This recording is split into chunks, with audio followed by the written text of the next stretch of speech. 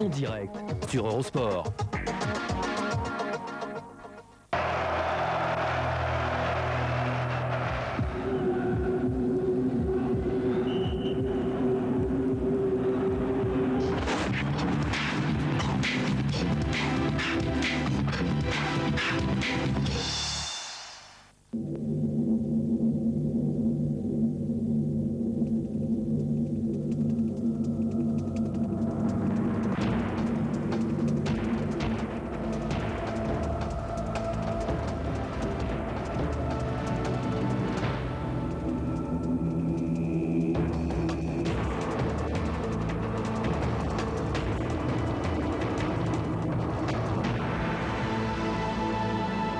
Eurosport vous présente la Coupe du Monde de ski de fond.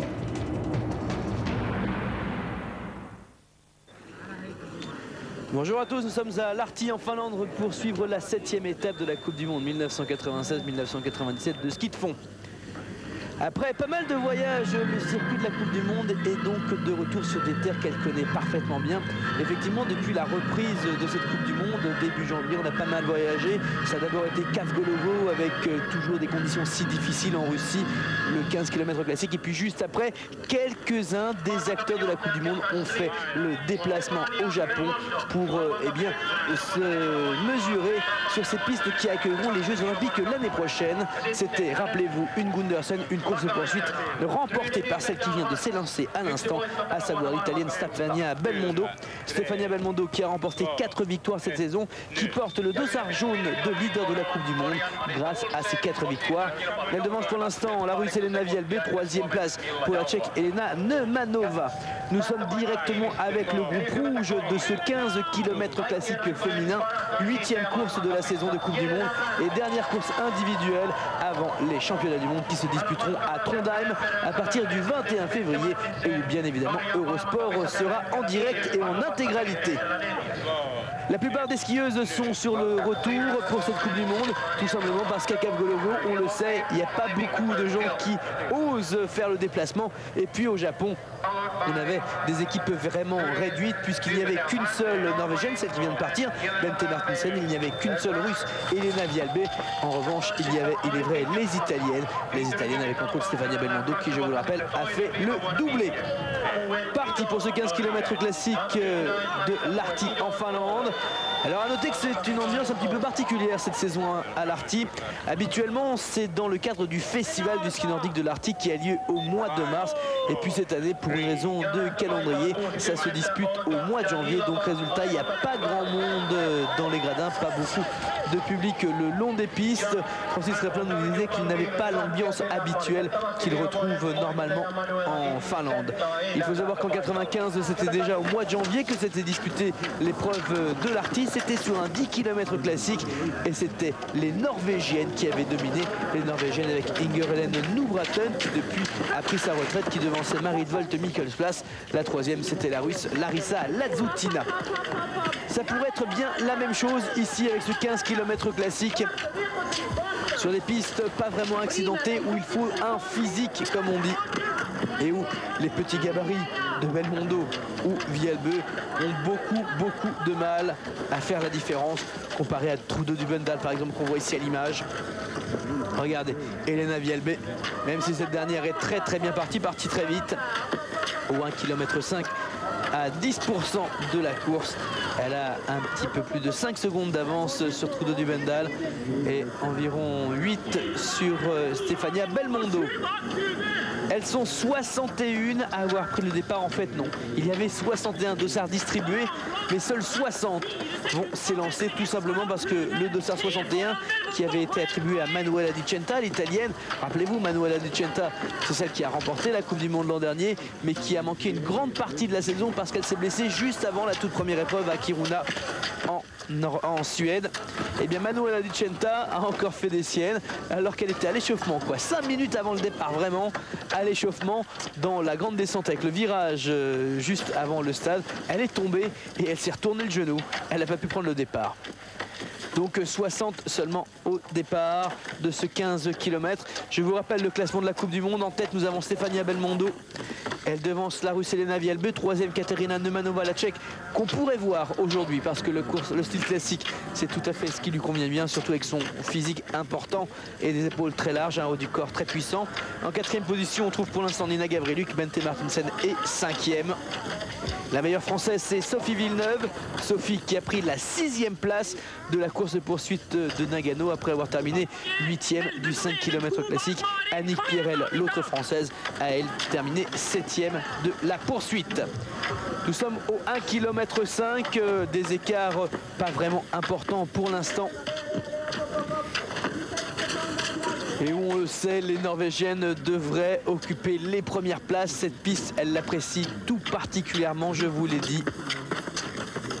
Car avant la victoire de Trude Dubendal, qui a eu lieu à Oberstdorf dans le 10 km classique le 18 décembre dernier, la dernière fois qu'une Norvégienne s'était imposée, c'était ici à Lahti en 1995, 2 mois avant les championnats du monde de Sunderby au Canada. Voici celle qui s'était lancée avec le dernier dossard, Olga Danilova, la Russe. Elles sont toutes sur la piste à présent. 4 Françaises ont fait le déplacement en Finlande. Anne-Laure Contevaux, Karine Philippot, Annick Pierrel qu'on aperçoit ici à droite avec le dossard numéro 37. Et puis Sophie Villeneuve, dossard 58. Elena Vialbe qui est revenue déjà sur Stefania Belmondo, ça c'est une surprise. Vialbe qui était partie 1 minute derrière l'italienne et qui prend l'avantage. Et entre les deux, Trude Dubendal, elle aussi reprise par Vialbe. Marie-Vold de Mikkelsplass.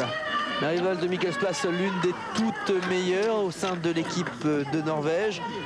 Actuellement 9e du classement de la Coupe du Monde.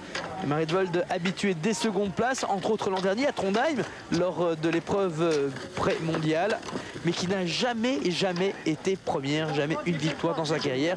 Qui sait, sur cette piste, elle peut peut-être faire la différence. On le répète, c'est vraiment une piste qui convient au physique des Norvégiennes, avec un haut du corps très fort, avec une très bonne poussée simultanée. Le classement, pour l'instant, vous l'avez aperçu. Bente Martinsen, qui elle a fait le déplacement au Japon, qui est la seule Norvégienne d'ailleurs à l'avoir fait, occupe la 5e place juste devant Brigitte Albrecht. A noter que la plupart des athlètes qui ont fait l'ensemble de la tournée de ce début d'année, à savoir la Russie à Kavgolovo, puis le Japon à Akuba, eh bien sont malades, sont un peu fatigués. Les décalages horaires, énormes décalages horaires. Cela qu'il ne faut pas trop attendre Belmondo, il ne faut pas trop attendre les Françaises non plus, surtout sur un 15 km classique. Enfin, qui sait, on peut avoir des bonnes surprises. Nina Gavriluk qui passe ici, le dossard numéro 49. Nina Gavriluk qui se retrouve un petit peu cette saison, qui a fait 3 podiums lors des 3 premières courses, en terminant 3 fois 3e derrière Belmondo et Vialbe en alternance. Gavriluk qui, depuis ces 3 podiums, eh bien, est un petit peu en perte de vitesse. Olga Danilova est en 5e position avec 36 secondes de retard. En tête pour l'instant, c'est Marie-Vold de Mikkelsplass. Marie-Vold de Mikkelsplass avec 35 secondes d'avance sur ses poursuivantes. Olga Danilova qui est passée au 6 km 5. On a déjà une première idée de la physionomie de cette course. En tête, Mikkelsplass devant Vialbe et Gavriluk. Puis on trouve Trude Dubendal, Martinsen, Munguinon ne sont pas loin. Confirmation, les Norvégiennes sont ici chez elles sur ce 15 km classique. Vialbe est à 10 secondes de Marie-Vold de Mikkelsplass. Puis si on va un petit peu plus loin, regardez, très beau résultat. Sophie Villeneuve, 14e, ça c'est bien, surtout sur un 15 classique.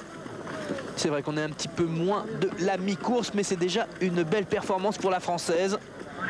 Donc le classement pour l'instant, je vous le rappelle, en tête c'est Marie-Vold Mikkelsplass devant Elena Vialbe avec 10 secondes d'avance. 3e position pour Nina Gavriluk, elle aussi est russe comme Vialbe.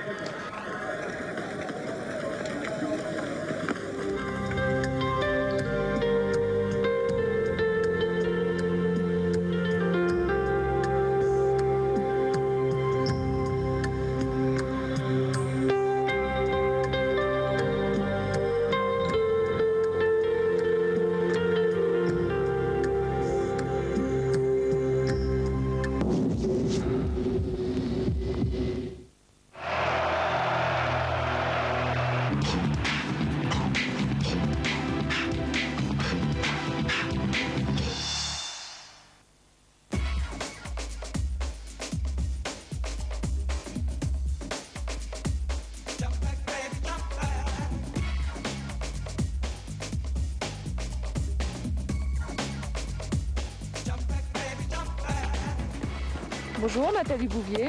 Et Franck Picard. Retrouvez-nous cet hiver sur Eurosport pour suivre toute la Coupe du Monde de ski alpin.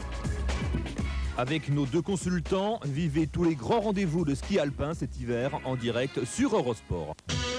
Limoges reçoit le Cibona Zagreb pour la 3e journée du 2e tour de l'Euroleague. L'occasion pour les coéquipiers de Yann Bonato d'engranger les points à domicile avec l'espoir de décrocher la 4e place qualificative. L'Asvel se déplace, elle, à Séville après 2 victoires pour attaquer ce 2e tour. Les hommes de Grégor Beugnot visent, eux, la 1re place de leur poule. Séville-Asvel, c'est mercredi à 23 h sur Eurosport et Limoges-Zagreb, rendez-vous jeudi à la même heure.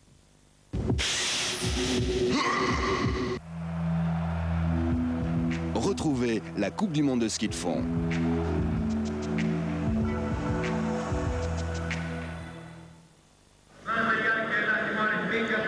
C'est la toute dernière étape de la Coupe du Monde avant les championnats du monde qui se disputeront fin février à Trondheim en Norvège. Nous sommes en Finlande, à Lahti. Là aussi, c'est un temple du ski de fond, un temple du ski nordique. Au programme, un 15 km classique. Et quelle bagarre extraordinaire! Regardez Marit Wolt Mikkelsplass qui s'était lancé avec 2 minutes de retard. 2 minutes, c'est énorme. Sur Stefania Belmondo qu'on voit là avec son dossard jaune et qui, aux 10 km, est en train de revenir sur l'italienne et sur la russe qui elle-même était partie 1 minute devant la norvégienne. Quelle surprise!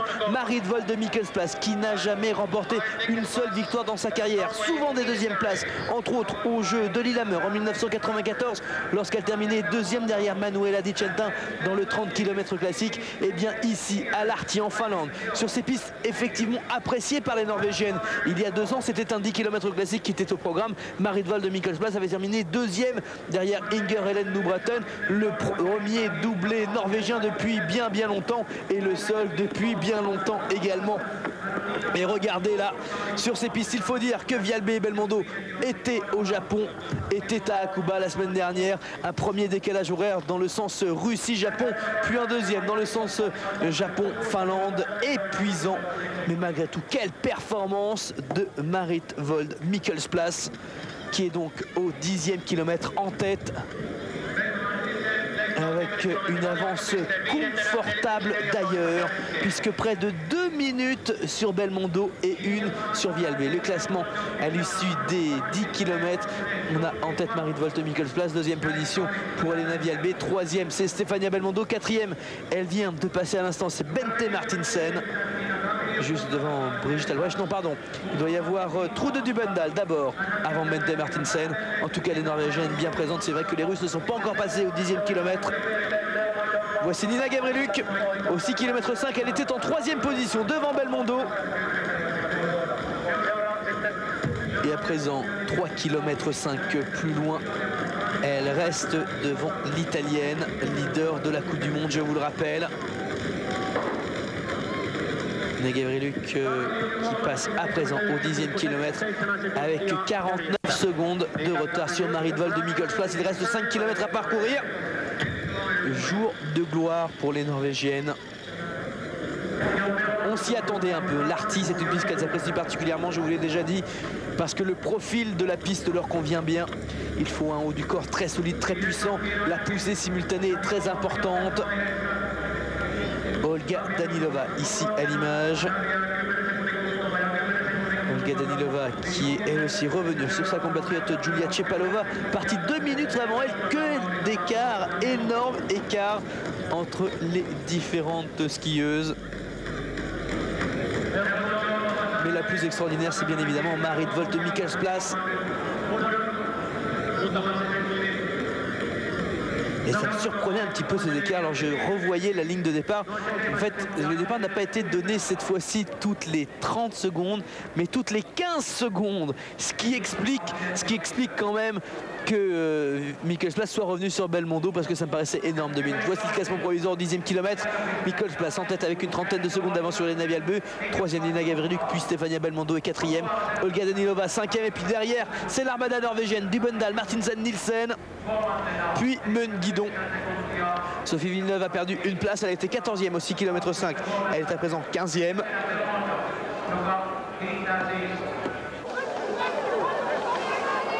Et elles sont toutes les trois ensemble. Et regardez, c'est Marit Wolte Mikkelsplass qui mène le train.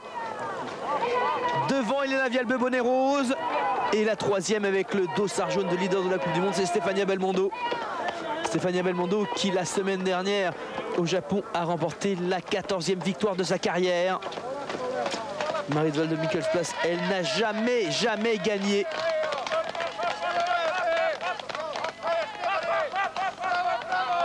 Une attaque ici de Stefania Belmondo, mais en tout cas, elle est toujours bien cette saison. Belmondo, on l'a vu, des progrès extraordinaires en classique.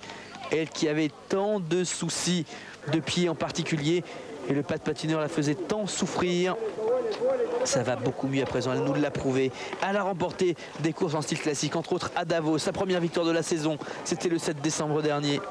Et puis après à Akuba, la semaine dernière, dans le 5 km classique. Elle devance Katerina Nemanova et Elena Vialbe ne prenait que la 3e place. Et puis dans la poursuite, impossible de rejoindre Belmondo. Classement donc au 10e kilomètre, je vous le rappelle. En tête Marit Wolte Mikkelsplass, 2e position Elena Vialbe, 3e Lina Gavriluk, 4e Stefania Belmondo. Puis Olga Danilova, partie avec le dossard 60, le dernier dossard à s'être élancé. Et derrière c'est l'armada véritablement norvégienne. Elles sont toutes là. Nielsen, Martinsen, Dubendal, Meun-Guidon. Une course dans laquelle il manque, je vous le rappelle, Manuela Licenta qui devait prendre le départ et qui s'est blessée tout bêtement lors de l'échauffement. Dans la descente, elle est tombée, elle s'est tordu le genou, elle n'a pas pu prendre le départ. Elle a été transportée en civière jusqu'à son hôtel. Lina Gavriluk, donc 3e au 10 km. Lina, elle est en retard sur Stefania Belmondo et elle est toute seule. Lina Gavriluk, c'est son problème.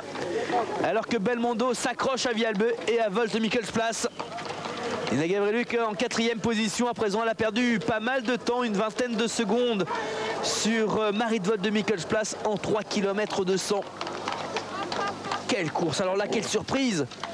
En tout cas, les Russes ne sont plus aussi dominatrices. Ça, c'est la bonne nouvelle de la saison. Belmondo nous l'avait prouvé, mais c'est vrai qu'à part les Italiennes, on se demandait qui pourrait empêcher les Russes de faire une nouvelle fois la razzia lors des prochains championnats du monde.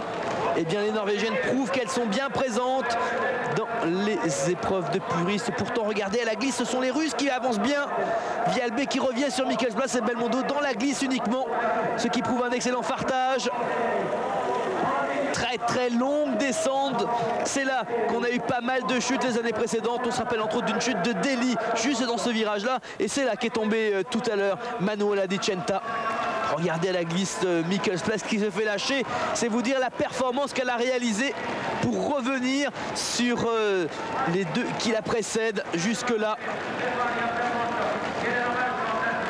Et là on a un sprint, on dirait une poursuite, mais non pas du tout, c'est un 15 classique.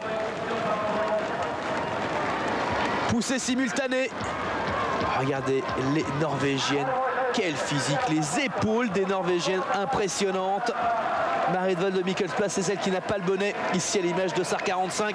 Derrière Elena Vialbe. Et à gauche on doit voir Stefania Belmondo en lutte avec Trude Dubendal. Et Mikkelsplass qui lève déjà les bras au ciel, elle l'a compris, elle a gagné la première victoire de sa carrière, enfin pourrait-on dire. Fabuleuse victoire que celle de Marit Wolte Mikkelsplass, arrivée sur le circuit Coupe du Monde en 1985. Habituée des podiums, son premier podium elle l'obtenait en 86, imaginez, sur un 30 classique à Falun. Mais jamais une victoire, jamais dans sa carrière elle n'avait obtenu la toute première place. Et bien voilà, c'est fait à présent, elle ne pourra plus être rejointe. Et pour la Norvège, c'est la 2e victoire cette saison après celle de Trude Dubendal, obtenue dans le 10 classique d'Oberstdorf. Attention, il faudra se méfier des Norvégiennes en classique. Mikkelsplass, Vialbe, Belmondo, Gavriluk, Olga Danilova, Bente Martinsen, Trude Dubendal, Elin Nielsen. Les Norvégiennes sont 4 parmi les 8 premières au 13 km 200. Alors qu'à l'arrivée, on l'a vu, Marit Wolte Mikkelsplass toujours en tête devant Vialbe et Belmondo. Gavriluk n'est pas encore arrivé. Attention, classement, vous le voyez, classement intermédiaire, ce n'est pas le classement final que nous voyons ici. Attention, parce que là en plus les distances qui vont se disputer en style classique, ce sera le 30 classique. Vous le savez, on alterne chaque année entre les championnats du monde et les Jeux Olympiques. Une fois le 30 est en classique, une fois il est en libre. Et pareil pour le 15, sauf que c'est le contraire. Bente Martinsen qui prend la 4e place à cet instant.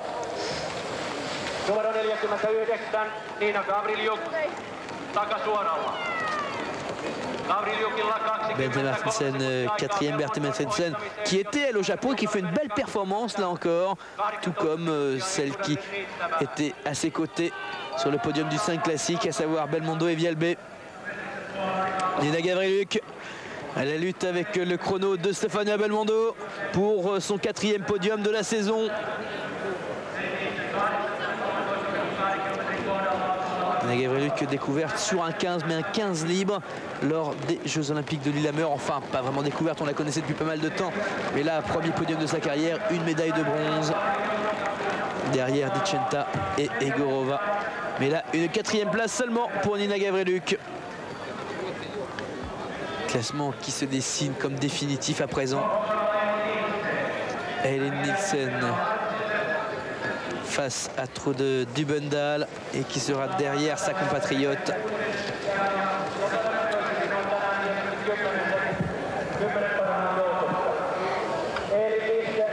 Le classement qui sera le classement final, c'est certain à présent.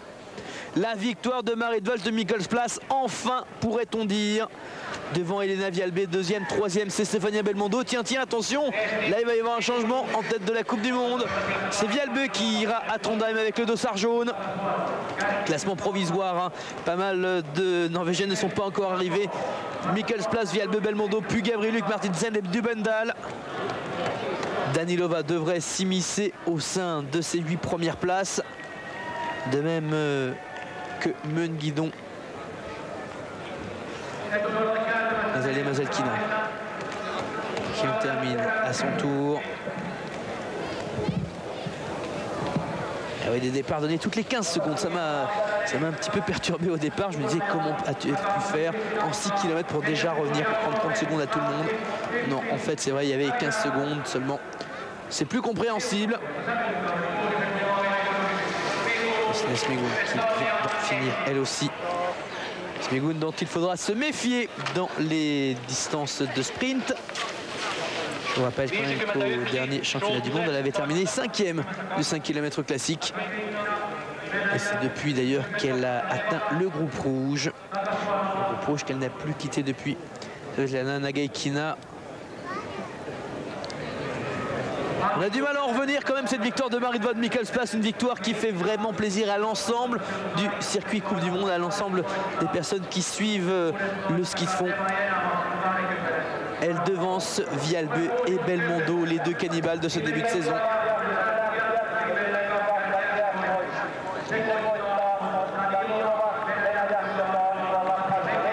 Nagaikina qui arrive à son tour. Course en fait qui s'est disputée très rapidement, et oui, les écarts moindres ont été donnés entre les différents départs. Et avec cette victoire, Marit Walsh qui devrait aussi grimper au classement de la Coupe du Monde. Elle est 9e pour l'instant, on devrait la retrouver autour de la 5e ou la 6e place. Olga Danilova qui va peut-être faire évoluer ce classement final.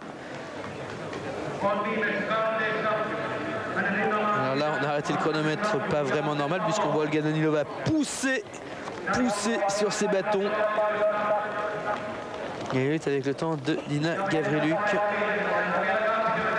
à mon avis, elle est battue, Olga Danilova. Peut-être remettre tout ça en place, ça serait pas mal. Oui, voilà. Oui, bien battue d'ailleurs. Elle sera malgré tout devant Bente Martinsen. Voici donc le classement final, c'est fini, elles sont toutes à l'arrivée à présent. Victoire de Marit Walsh de Mikkelsplas, 2e Elena Vialbé. En 3e position on trouve Stefania Belmondo, et quelle démonstration de Mikkelsplas qui a repris 1 minute à Belmondo et 30 secondes à Vialbé. En 4e position on trouve Nina Gavriluk. Anita Meun-Guidon reste 9e depuis le début de la course, c'était comme ça. 5e c'est Olga Danilova. Puis Bente Martinsen, Trude Dubendal, Eleni Nielsen et Anita Meun-Guidon. tir groupé pour les Norvégiennes. À l'arrivée, Sophie Villeneuve. Elle était 14e au dernier temps intermédiaire qu'on a vu. Sophie Villeneuve, elle était avec le temps de Svetlana Nagaïkina. Présent celui de Natalia Masalkina. Attention, une 15e place, 16e déjà, ça va vite, on est très serré. Devant Brigitte Albrecht et 18e finalement Sophie Villeneuve. C'est une belle performance pour un 15 classique. C'est pas vraiment son truc le 15 classique à Sophie. Elle aime les sprints, elle aime le style libre. Voici le classement final en attendant. Victoire de Mikkelsplass devant Vialbø, Belmondo 3e, puis 2 Russes, Gabrieluk Danilova, puis 4 Norvégiennes, Martinsen, Dubendel et Nielsen. Puis Anita Meun-Guidon qui est en 9e position, qui n'apparaît pas sur ce tableau. Julia Chepalova, la russe, est 10e. En 11e position, on trouve Kristina Smigun. Puis la finlandaise Kati Sundqvist. Les finlandaises qui se retrouvent peut-être un leader en la personne de Kati Sundqvist ou de Satu Salonen, qui n'apparaît pas sur ce tableau, mais est sur le suivant. Sophie Villeneuve, 18e. Annick Pierre, elle prend la 21e place. Les autres françaises, je les cherche, Karen Philippot est 41e. Quant à Anne-Laure Comtevaux, elle est 50e. Voilà Marie-Dote de Mikkelsplass qui remporte donc la toute première victoire de sa carrière au classement de la Coupe du Monde. C'est Lena Vialbø qui est à présent en tête avec 3 points d'avance sur Stefania Belmondo. Mikkelsplass occupe à présent la 6e place. Quant à Sophie Villeneuve, elle est 14e. On se quitte avec ce 15 km classique féminin. Restez avec nous dans un instant, c'est les relais. Puis le 30 km pour les messieurs.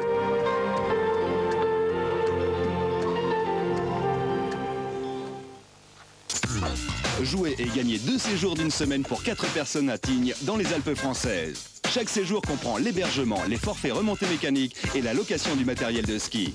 Des sacs bananes Eurosport sont également en jeu. Pour jouer et gagner vos vacances au sport d'hiver, appelez vite la ligne Eurosport.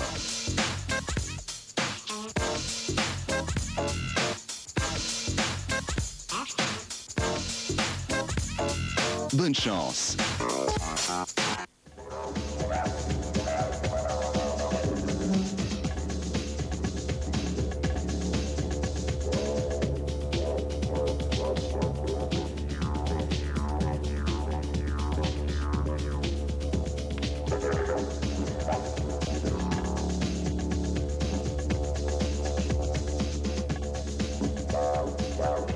L'Open de l'Australie, c'est à suivre toutes les nuits en direct sur Eurosport.